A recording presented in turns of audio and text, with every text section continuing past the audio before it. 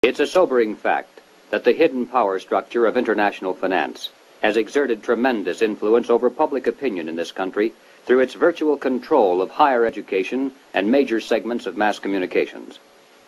The human mind is like a computer. No matter how efficient it may be, its reliability is only as great as the information fed into it.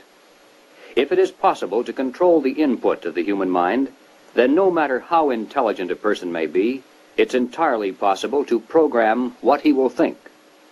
And yes, it's even possible to program people to laugh at the mere mention of the word conspiracy.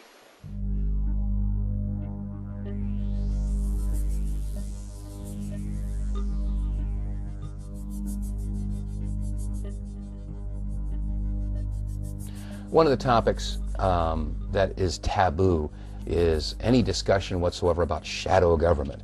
Now, 10 years ago in the early 90s, when people called in mainstream talk shows and brought up issues like the Council on Foreign Relations or the Trilateral Commission, in some cases there was one major talk show who proudly says he's got half of his brain tied behind his back, actually said on the radio that there was no such thing as the Council on Foreign Relations, and anybody brought that up was a conspiracy, wacko, kook, wingnut, etc., etc.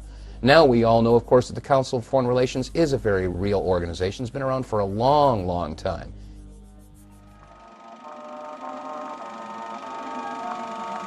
The year is 1917, and Representative Oscar Callaway enters a disturbing statement into the U.S. Congressional Record. The statement reveals why J.P. Morgan interests hired 12 high-ranking news managers. The 12 were asked to determine the most influential newspapers in America. They were to figure out how many news organizations it would take to control generally the policy of the daily press of the United States. The 12 found it was only necessary to purchase the control of 25 of the greatest papers. An agreement was reached. The policy of the papers was bought, and an editor was placed at each paper to ensure that all published information was in keeping with the new policy.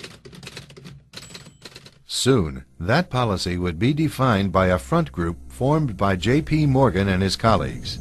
In fact, Morgan's personal attorney was founding president of the organization, the Council on Foreign Relations.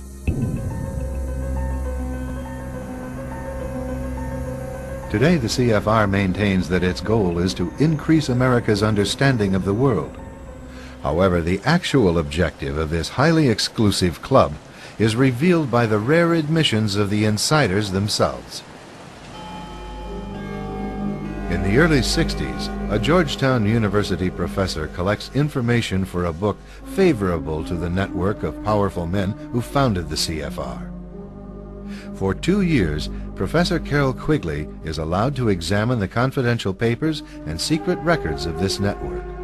Quigley reveals that these men aim to create a world system of financial control in private hands, able to dominate the political system of each country and the economy of the world as a whole. In short, they seek total and quiet control of the entire world. America forms its opinions by information that's provided to them. And common sense will tell you that if the information that you get from your mainstream media is misinformation or disinformation or even a lie, then common sense will tell you that the opinion is an extension of the lie.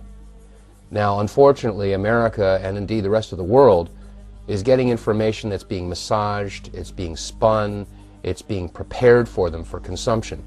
And when we watch the mainstream media, it's really easy to recognize this after a while because, you know, the mainstream media usually carries 3 major stories as a continuing, ongoing investigation. And of course, they intersperse other unimportant stories in between. So while America is continually watching stories about Michael Jackson or Scott Peterson or Natalie Holloway, or sometimes they'll get really controversial and they'll talk about some of the scandals in Washington, the Valerie Plame issue. There are all kinds of things happening behind the scenes while America and the rest of the world focuses on these big 3 news stories that are, of course, you know, paraded in front of America 24/7 and told that this is real news. Ruling Class Journalists, written by Richard Harwood, describes the CFR membership as the ruling establishment in the United States. The Washington Post article boasted that news reporters who are CFR members do not merely analyze and interpret foreign policy for the United States, they help make it. Who are these policymakers? Many of their faces are familiar. NBC's Tom Brokaw, CBS's Dan Rather, ABC's Barbara Walters, Jim Lehrer of PBS, William F. Buckley of National Review, media mogul Rupert Murdoch, owner of the giant multifaceted News Corporation.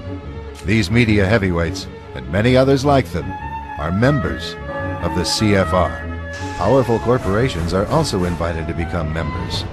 At the close of the 20th century, CFR influence presided over far-reaching consolidations of media control. In 1995, CFR members Michael Eisner of Disney and ABC's Thomas Murphy merged their media empires. Soon after the merger, the Disney-ABC empire becomes a CFR corporate member.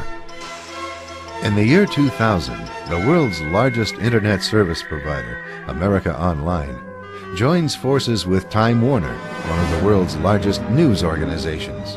The CEOs favoring the move are CNN's Thomas Johnson and Time Warner's Gerald Levin, both CFR members. Once again, another media giant is created under the shadow of CFR influence.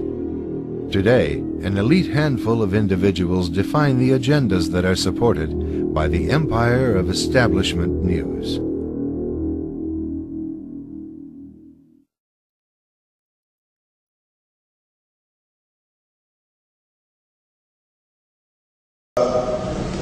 The Council on Foreign Relations, I don't know if I'm an official member. I've spoken there before.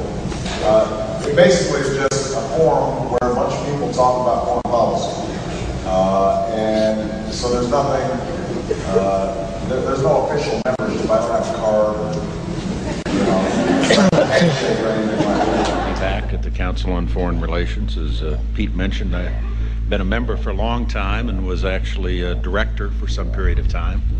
I never mentioned that when I was campaigning for re-election back home in Wyoming.